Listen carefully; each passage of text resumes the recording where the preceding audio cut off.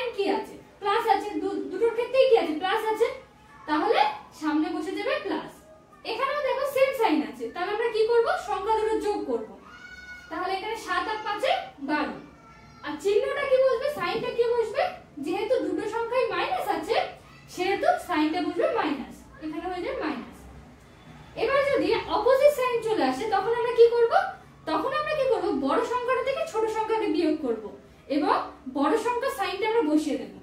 এখানে দেখো -7 + 5, তাহলে প্রথমে কি করব, বড় সংখ্যা থেকে ছোট সংখ্যাকে বিয়োগ করব। 7 থেকে 5 কে বিয়োগ করলে আমরা পেয়ে যাব 2, আর বড় সংখ্যার সামনে কোন চিহ্ন আছে, মাইনাস, তাহলে আমরা বসিয়ে দেব মাইনাস।